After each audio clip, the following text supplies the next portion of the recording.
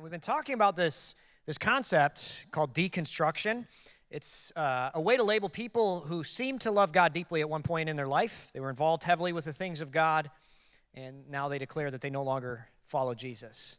We're talking about why that happens, how it happens, what to do when it happens. And we've talked about the Bible, why we can trust it, how it was put together. We've talked about church hurt and how no one's perfect and everyone's welcome, and everybody loves that until they meet all the imperfect people.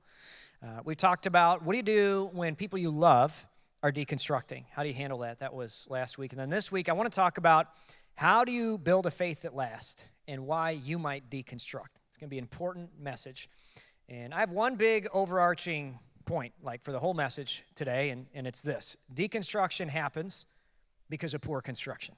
That's it. I mean, the reason a building collapses is because it was built poorly. And the reason the proverbial structure of our faith collapses is because of poor construction. So what I want to do today is talk about how to build a faith that'll last. And I think even if you're not a Christian, this will be applicable to your life because we're talking about building a foundation for our lives that will be steadfast, no matter what you face. And I think that's a good thing.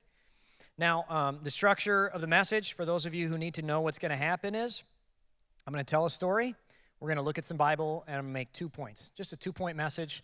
The 2 points are really the whole second half of the message. That's what it's going to look like. But we'll start with the story. When I was a kid, I hung out with my best friend, Lukey Hanahan, all the time. I lived on 65 Pine Street. He lived on 78 Pine Street. So he was just across the street and up the hill from us. And we had just the best childhood. The odd numbers on Pine Street lived on the lake, on White Bear Lake, and the even numbers were on the other side. And we just had a wonderful childhood. I think the story takes place when we were either 9 or 10 years old. I couldn't pinpoint it, but 9 or 10 years old. Put that in your mind. And we had just long days, no adult supervision the whole summer. And Minnesota did it right because school was out from Memorial Day to Labor Day. Here, you start school so early, it's just, I don't understand it. But Minnesota, we had the whole long summer, no adult supervision. And I remember one year we decided we were going to build a soapbox derby car to like roll down hills on. You know, that's what you did back in the day. And we would start our mornings off right by playing a little bit of Sonic the Hedgehog, which I don't know if you guys remember the Sega Genesis, but that thing came out. It was like, this is the future. This is amazing. You know, you remember the cheat code, up, down, left, right, A, B, start. It's like, yeah, now we have unlimited extra guys. We'd play that for 20 minutes till we got bored, you know, which was sweet. And then we'd go swim in the lake for like an hour. Unsupervised, of course. Just go straight in the water because what bad could happen. 2 years later, I got my boater's license, and literally I'd leave our house at like 5 in the morning, and I'd not come back until 5 in the afternoon. You know, no phones, no nothing, just kids, 12-year-olds on the lake. Can you imagine that? That was my childhood. I can't imagine that happening today. But we'd go swim in the lake for an hour, and then we'd go to his garage, and we'd work on this derby car until dinner time. We had no idea how to build. And I remember we found some wood. Looking back, those of you who are into carpentry will cringe when I say this, but we found these big maple planks. They're like 5 feet long, 2 inches thick, maybe 6 or 8 inches wide, these gorgeous, solid maple planks. They weren't joined together. They were just these big maple planks. And his dad would have been so mad that we were getting into his scrap wood like this, getting into his stuff, but his parents were getting divorced. So this was like a golden opportunity for us to do whatever we wanted. It was just a party in his dad's garage. Sorry, Mark, but we took everything. So anyway, scrap wood, tools, whatever, just made a mess in there, and his mom didn't care because, I remember we found this old stroller, and Lukey and I, without asking permission, of course, just took the wheels off of it and said, these are going to be the wheels for a derby car. They were way too small for what we wanted to do, but to make the seat for the derby cart, which for us was really important, we needed a good back support for this derby cart, right? Because we're going to be riding it a long time. We had to hand saw through one of these big maple planks, which you can imagine would take a long time with 9 or 10-year-old arms. I mean, our arms were like this big around, And we're just hand sawing, and the saw would get stuck. And I remember we broke a couple saws in half, but no problem. There's just more of those that we found, and we'd be sawing through this plank. And we'd have to take multiple rests throughout the day because it took us 2 days to saw through to make one backrest for this cart. But we put the wheels in terribly. The axles for this cart were 1x2s with lag bolts put into the end. So you can imagine this is just a terrible idea, right? We put it in, and I could see them splitting as we were putting them in. And then we found some old paint, and we painted her up. And to test it, we went just straight ahead with human trials. You know what I mean? Like, let's not ghost ride it. Let's just send it down the hill. So we put me on it, right? Because I don't mind. And I remember we went down Oak Street on the other side of Lukey's house. It has a big hill, and Oak Street isn't a very busy street, but it went straight, it teed off onto what's called Neptune Street. Neptune was a little more busy, and on the far side of Neptune was a big stone wall, so it's perfect, right? So we're going down this hill, no lookout for cars. I'm just rolling down the hill, and about halfway down, my 10-year-old brain is like, you know what? We have no lookout for cars, and I have no brakes. Perfect. You know, what am I going to do? So we got some speed up, amazingly enough, with our little stroller wheels. And at the bottom, I'm like, I'm just going to turn it. I'm going to try and turn this thing. And immediately, the uphill side wheels fall off. 2 of them just gone. Boom, gone. And then I wreck, get all skinned up on the road. And the benefit was Luke had a super cute sister. Her name was Danielle. She's 5 years older, and she patched me up. And I was like, this is great. I'm going to wreck a derby car every day. Have Danielle working on me. I love this, right? Little bonus. But the foundational issue with this car, there were a lot of things, but the foundational issue was that they were stroller wheels attached into 1x2s with lag bolts. I mean, the wheels were fatally flawed from the beginning. It's a terrible idea. The foundation of a car, any kind, is the wheels, and it was never going to work. So we went back to trying to rebuild it, but every time we tried to rebuild something, other parts would fall off, because here's a secondary issue, is we had no idea how to use hammers. Normally with hammers, right, but we would choke up on the hammer and do this. Because we had, no coordination. You remember when you were a kid, first time you're using a hammer, you choke all the way up on the thing and try and put those nails in. And we like, getting it in, and you try to get it to stand up, and you get it like barely standing up, and then you give it a good whack, and you bend it and be like, oh, no, hit your fingers, whatever. So his dad also had, this is before there were like battery cordless screw guns. So his dad had one of those wired ones, tons of torque, and we just destroyed all of the bits trying to get his screw to work, but we couldn't do that. We just wrecked everything, right? I mean, we're just walking tornadoes, real idiots. But anyway, then we found brad nails, which are great. They're the ones that you hang pictures with into plaster or whatever. So we took those, and that was what we nailed this cart together with, which is terrible. Brad nails, barely in there, not long enough. Every aspect of our derby car was awful, except maybe the paint job, which was actually pretty sick for a couple 10-year-olds. We got out the masking tape. We did some sick pinstripes because Lukey was pretty artistic. Made a huge mess in the garage, but again, unsupervised, who cares? Yeah, sorry about that. And it looked good on the outside, but it was fatally flawed on the inside. It had no brakes. The nails were barely in there. And foundationally, the wheels kept falling off. I mean, the thing would not really roll, which is a pretty big deal for a derby car. It was exactly what you'd expect a couple of unsupervised 10-year-olds would build 30 years ago. And the result was it fell apart. Mrs. Hanahan said we couldn't use it anymore because we kept getting hurt, so we kind of lost interest because why keep building this thing we can't use? And we had a mess on our hands because the car foundationally was fatally flawed from the wheels up. The mess was real. I remember one day we're like, let's take it out. Mrs. Hanahan won't know. We'll just be careful. And Lukey got hurt that day because he ran into the wall, and that happened. And Mrs. Hanahan is like, well, now you guys have to burn it because I'm done. I'm done with this thing. So we had to light it on fire. This was her idea, not ours. She handed a couple of 10-year-olds a box of matches, like a big box, one of those Costco 500 size. She's like, now light it on fire. We had no idea what we were doing. So about 250 matches in, no joke. Like to the point where our fingers were hurting, we couldn't get, you just light it and immediately blow out. You'd like, oh, this one's lit. And then you put it on the cart, nothing would happen. How do you light a fire? Because again, we were just helpless, right? Eventually, I was like, Lukey, there's only like 100 matches left in this thing. Why don't we just light the whole box? And he was like, that is a great idea. Just when you go and can't get any dumber, you totally redeem yourself, right? So, to quote a great movie. So anyway, we got it burning, and we did. We burned it to the ground at that point, along with some other stuff. So anyway, I think that result is exactly what happens when many important things in life are built poorly. When you build something in life without a foundation, guess what? It's going to fail. I mean, think about this. When you build a marriage on a poor foundation, when you get sexual, Jesus says, wait to have sex till you're married, sex in the context of marriage. When you do that before you're married, why does he say that? Because you're developing sexual resolution skills without developing healthy verbal conflict resolution skills. You have no foundation. You haven't developed that, right? When you move in together before you're married, what are you doing? You're sliding into a commitment rather than deciding for a commitment, and you're statistically significantly increasing the chance of disruption and divorce. It's poor construction. And oftentimes, when you do that, when you build a marriage without a foundation, it'll fall apart. You'll lose interest, and you'll have a mess on your hands, just like we did with the derby cart.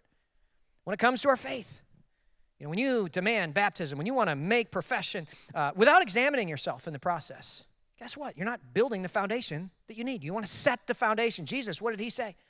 He said, don't begin until you count the cost. What did Paul say? A person ought to examine themselves before they eat of this bread or drink of this cup. And when you build a building without a foundation, it could fall apart. You can lose an interest, and you'll have a mess on your hands. That's why at our church we have this process called the next step process. It's a beautiful process to help you gradually figure out how to lay the foundation of your faith so that when the sign and seal of baptism is practiced in your life, when you make that bold profession, it's meaningful, it's strong, and it's built on a real foundation. Sometimes people get mad when we say, hey, you're not ready, but it's because we love you. We want to make sure that you're ready to do this. And here's why. Jesus was passionate about building the foundation of our faith. He was always about first principles. It was the center point of his most famous sermon called the Sermon on the Mount. Today, when politicians travel from town to town, they call it a stump speech because back in the day, politicians used to stand on a stump in a town. That was literally their stage, okay? We call this the Sermon on the Mount because the stump back then was actually a mountain. Jesus would just go find a little hill, and that's what he'd speak on over and over again. That's why it's called the Sermon on the Mount. And it's got all kinds of life-changing stuff in it, but the thrust of the message Jesus saw was to build a foundation for our faith. That's what he wanted, so that our faith could withstand the storms of life. And there's these two aspects that he emphasizes over and over again throughout the sermon that he sees as necessary for us to build a great foundation for our faith. And as he's wrapping up the message, it's contained in Matthew chapter 5, 6, and 7. You should check it out when you go home. Once you see these 2 points today, you're going to see them in the message as you read them at home. But as he's wrapping up the message, everybody's moved. It's emotional. I imagine that he has one of his disciples, maybe Peter, come out and start playing on the keys, to indicate the end is here. Just kidding, he didn't do that. But he gives his close in 7:24. He goes, anyone who listens to my teaching and follows it is wise, like a person who builds a house on solid rock. Though the rain comes in torrents and the floodwaters rise and the wind beats against the house, it won't collapse because it's built on bedrock. And that's the whole close of the message. He says, look, I want you guys to build a foundation. Don't build the rest of the car unless the wheels are attached well. The faith that lasts is built on the foundation of Jesus' teaching. The foundation is what matters. You can have a great house. It can look great. You can do all the things and all the reasons. But if you don't have a foundation, it's not going to last. And he closes with this in 26. He says, but anyone who hears my teaching and doesn't obey it is foolish, like a person who builds a house on the sand. When the rains and the floods come and the winds beat against that house, it will collapse with a mighty crash. A faith that does not last. It doesn't heed Jesus' teaching. It's a foundation that really matters. I mean, that's what he wants you to get in this. It can look good for a while, but when a storm comes, it's going to fall down. And here's really the part of this passage that I found interesting is both scenarios, the rock and the sand, they have nice-looking houses spiritually. They've got a nice structure. It looks good. Both of them look like Christians. They appear as though they're going to follow God. And before someone deconstructs, it's hard to tell if their faith is any different. When I look at a house there and a house there, it's not like I'm like, oh, that one has a bad foundation. You don't know. You don't know because you can't see the foundations missing. It's not until the storms come, the floods come. It's not until you test it. It's not until you send that thing rolling down the hill that you can tell, does it have a foundation? It's not until the persecution, the divorce, the skeptical professor in college, the empty womb, the hurt, the loss, the pain, the struggle. It's not until you see those things that you see the difference. Those are the storms that test our faith. And I think for a lot of us, for a lot of years in America, Christians didn't face a lot of floods and storms. I mean, we had a country that was very accommodating to the Christian movement and faith. But today, young Christians in particular face the storms of discrimination, the bigotry of a lot of pop culture and teen fiction that beats against their faith. It's a big deal. My Derby car, it looked great. It really did look actually pretty decent until we rolled it down the hill. Lots of faith looks good until it's tested. The foundation of the car, the wheels, they were attached terribly, and it failed completely as soon as it was put to the test.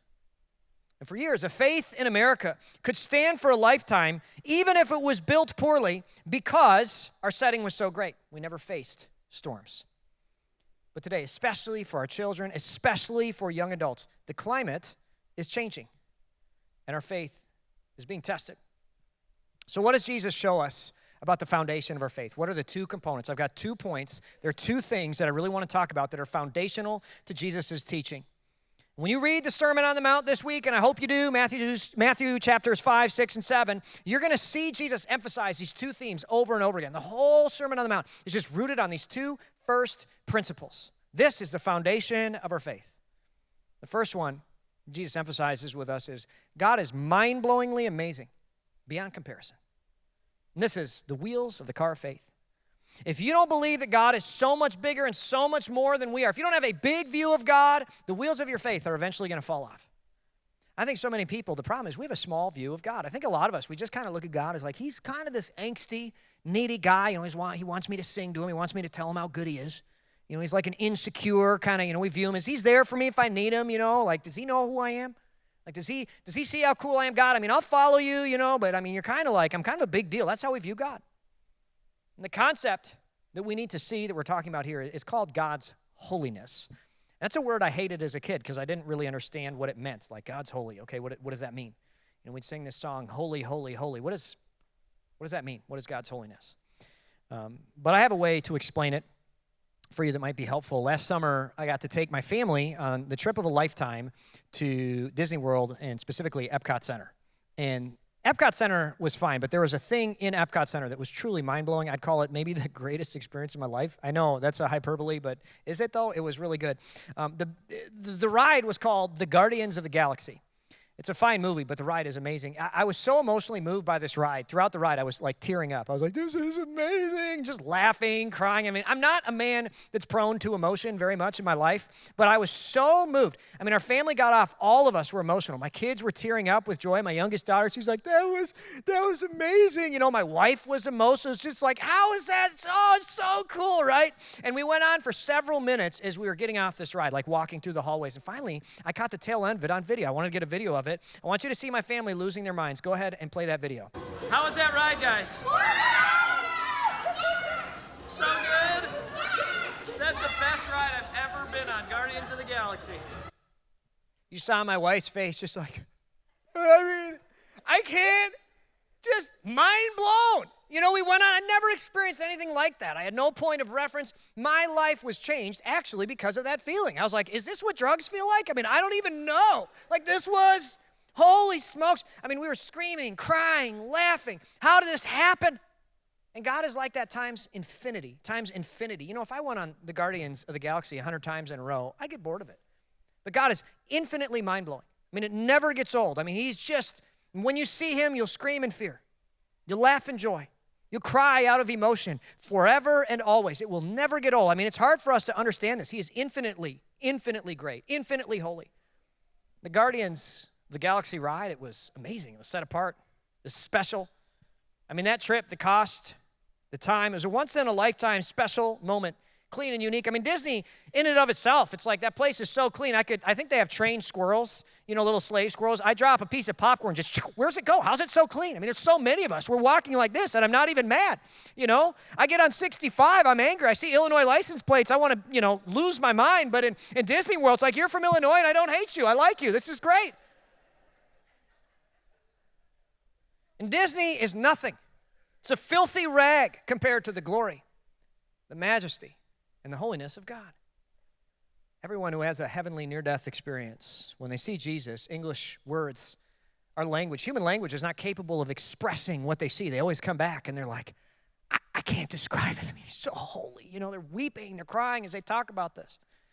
God's amazing. He's holy. That's all they can say. Jesus points this part of the foundation of our faith out over and over again in the Sermon on the Mount. He tells us these things to emphasize, like, God is so much more holy. There's nothing in the human experience that can give us a frame of reference for God's greatness, God's holiness. And I think continually, even at our church, we underestimate the holiness of God. I don't think it's a concept that we talk about enough. This sermon is just full of these comparisons, saying God is this unachievably high level of amazingness. Check this out, Matthew 5 and verse 27. He goes, you've heard the commandment that says, you must not commit adultery. And a lot of us, we're like, yeah, married 50 years. I'm great marriage. I've never cheated on my spouse. Like, yeah, that's good. And we feel good about that, right? We're like, I'm a good person compared to my peers. Like, I've really made it, finished the race.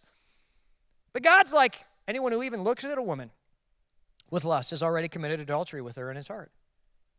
He's saying the best we have on earth doesn't begin to compare to God's holiness. Like, do you understand, like, the standard we have in this life? When we're just comparing to other people, yeah, you might, like, look good, but compared to God, it's like our Guardians of the Galaxy ride is nothing compared to the ride of heaven. And Jesus spends this huge part of the Sermon on the Mount just emphasizing, if you want to have a faith that lasts, it's got to be built on the foundation of understanding of how great God is. And so often, I think deconstruction happens because we have too small a view of God. We see God as this needy person that's lucky to be with us. God, I'm kind of a big deal. I have 170 Instagram followers. I'm kind of, I don't know if you get this, but people want to be around me, okay? I received some invitations to hang out last week, and I'll make time for you, but, you got to know I'm a big... That's actually like how our faith plays out in life, isn't it? We think we're too big a deal for God in our life a lot of times. That's the practical of it. We need to view God as this amazing, all-powerful, supernatural being whose glory would melt our faces off just from looking at him. When people in the Bible, they see God's face, they fall to their faces. They say, woe unto me, I'm a man of unclean lips. They think they're going to die. The wheels of the derby car need to be attached by the bolts of understanding of God's holiness. And so many people, I think, deconstruct because they have too small a view of God. Secondly, I think Jesus wants us to understand our fallenness. Our fallenness. To me, these are the axles that hold the wheels on. And the theological word here is, it's a big word, but it's depravity. That's a tough word to understand because its actual definition, when I describe it, a lot of you are going to be like, well, that's not that bad. Depravity means total moral corruption in the biblical sense, which the best way to describe that is to be about ourselves before anyone else. Myself first. And in our society today, it's like, well, what's wrong with that? And isn't it amazing that Satan has kind of turned our world on its head so that wickedness is like, oh, it's not that bad. I love me. I love me some me. I have a me day. I love myself. I want my own stuff. And that's a recipe for disaster. It's a recipe for anxiety. It's a recipe for dissatisfaction and a lack of contentment because it's bottomless, right? When you love yourself, most of all, you'll always be unhappy. Depravity is the epitome of sinfulness. It's the things that we do that put ourselves before others in our life and hurt relationships. And all of us, you got to understand, all of us, we have depravity in our hearts. To the core, we are hopelessly depraved. It's a part of us that's in there that causes us to think the things we don't say out loud. You're driving by DeMott Elementary and you see all the kindergartens. You're like, what if it's like, whoa, where did that come from? You see a puppy and you're, oh, no. I'm kidding. I would never do that. I'd never think that. If you thought that, that's you. But I'd never. No, it's those things that go through our minds. It's nice being your pastor. I'm done. I'm going to get fired after this service, so I'll see you guys.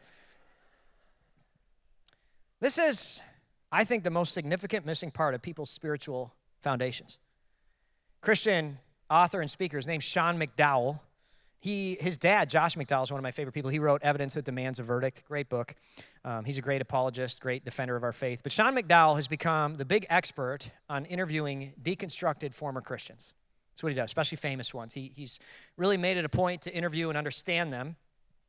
He's the expert in the field. And he says, after literally over 100 interviews of deconstructed people, the question he tries to always ask a deconstructed person is, did you ever have a time in your faith where you emotionally connected with the fact that you were sinful, depraved? Not just theologically and intellectually understood it. Everybody understands, oh yeah, for everyone has sinned, we all fall short of God's glorious standard. If you have been in and around the things of God, of course you understand that. But he asked him, did you ever emotionally connect with the fact that you yourself were a sinner? And he goes, I've never had someone say yes. 100% of the people I've interviewed, all the deconstructed Christians I talk to, they all say, no, I don't actually think I'm that bad. I never emotionally connected with that. And that's shocking. To hear that, it's like, whoa. It's necessary to become a Christian. And what this tells you is that these people were never really Christians. They looked like Christians, but they were missing the foundation.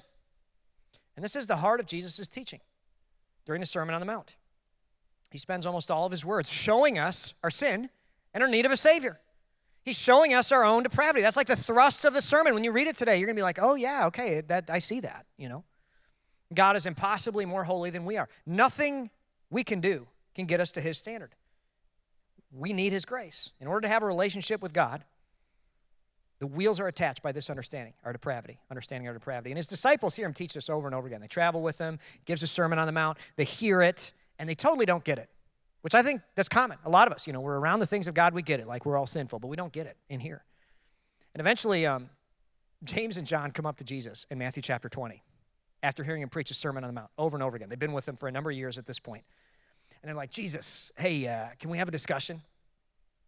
Can you give us a special spot in your kingdom because we deserve it? You know what I mean? Like, have you seen how hard we've been working, how good we are? Like, we give, we serve, we do all this stuff. Like, you look at the other disciples, they're all kind of rubes, but we're great. So can you give us, special seats in your kingdom? And Jesus is like facepalm. Do you hear a word that's coming out of my mouth? Like, they don't. They totally, fundamentally do not understand faith in God. The foundation of their faith is messed up. Their view of God is too small, and their view of themselves is too big. It's a bad foundation. And as soon as the storms come, a small God won't be there for them, and their depravity will have already led them to failure. And this is so many people. So eventually, for James and John, the wind does come. The storms do come. Jesus gets persecuted, and he gets arrested. And their faith gets put to the test, and they fail because they have no foundation. Check this out, Matthew 26:56b. It says, at that point, all the disciples deserted him. They deconstructed, and they fled. Wow. All of Jesus' disciples, including James and John, were like, Jesus, we're the best. We're the baddest. We're with you to the end. We deserve special. It's like they totally weren't who they thought they were. Their foundation was bad. The wheels come off their faith, and they crash and burn. And I think that should be a wake-up call for a lot of us, because I think that's a lot of our stories, isn't it? I mean, how many of you follow God because you think he's real? Something doesn't come from nothing. So did the disciples. You think that he's best? I mean, the disciples thought so. You've seen his hand. You've seen his goodness, just like the disciples. And you follow him because, you're a good person. You were raised this way. Your parents did it. What do good people do? They get involved with the church, involved with the community. I mean, yeah, whatever. It's what you do. It's what you do. You want to lead a good life, you got to do that. And all the disciples, they were in the same boat. They all knew that God was real. They'd seen the miracles of God, but the critical part of the foundation of their faith was missing. They didn't have it. And when the going got tough, the wheels fell off their faith. They had a flawed foundation. They think that God's real. They think that he's best. They think that he leads to a better life. And all that's important, and it's true. It's just not most important. I don't think the disciples actually became Christians until they recognized their depravity. They recognized that they could never be good enough for God. The only thing that they could do was ask for God's grace. And that did not happen until after they deserted God in his darkest hour. That's when they recognized, man, like we really actually aren't who we thought we were. And that doesn't need to happen for all of us. We don't all need to have like this horrible deconstruction moment where we, leave God. I think we can recognize our depravity without that. But for the disciples, that was their moment. Eventually, they're reunited with Jesus, and they have this big reconciliation. And what they do is they go to Jesus, and they're like, hey, we're not good friends. We failed you. We don't deserve rewards. Can you give us grace? And God, out of his goodness, he gives it to them. And out of gratitude from receiving that grace, they would serve God for the rest of their life. And it's so interesting because they were no longer fueled by their own self-righteousness, their own good deeds. They were just like, man, God gave us better than we deserve. I'm so blessed. I'm so thankful. Up until then, they had faith without a foundation. They believed in God, but they worshiped themselves. And I think this is so many of our stories. This is my story. This is my wife's story. It doesn't need to be everybody's, but this was my wife's story for sure. I mean, you guys know it. We've shared it over and over again. She started going to church. She thought Jesus made her an even better person. She believed it was all true, but she had an unsteady faith because she was a little sugar plum that everybody liked. She was in her mind already a good person. Jesus was just like an upgrade. And her life was full of some partying, compromises, double standards, and not really caring. And it began with little compromises. At first, God really did transform her life. She was super engaged with the things of God, but her view of God was small, and her view of herself was big. I'm a good person, because I serve, and I'm way better than my friends. Look what they do that I don't do. And I think that's a lot of us. We look at God, we're like, yeah, I really am. I'm a pretty good person, God. We don't understand depravity. As you know, a storm came in her life. She got drunk and cheated on me 2 weeks after we started dating. And for the first time, she saw her depravity in God's holiness. I'm confident that if that moment hadn't happened for her, she would have deconstructed because her faith was built without a foundation.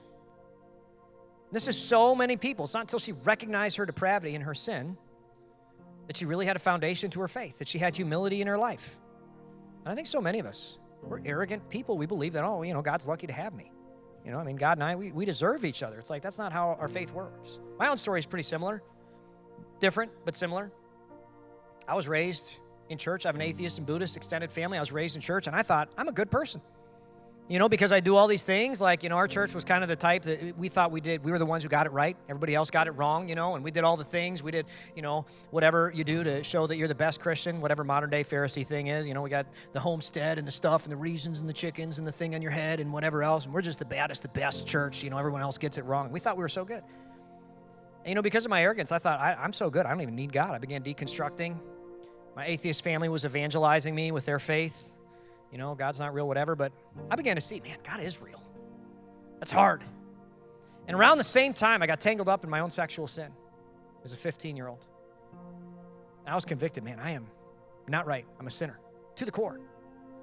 It's easy to believe that God's real. The devil believes that God is real. But I love the way the Proverbs 9:10 puts it, and this is the key passage for the day. It says, fear of the Lord is the foundation of wisdom.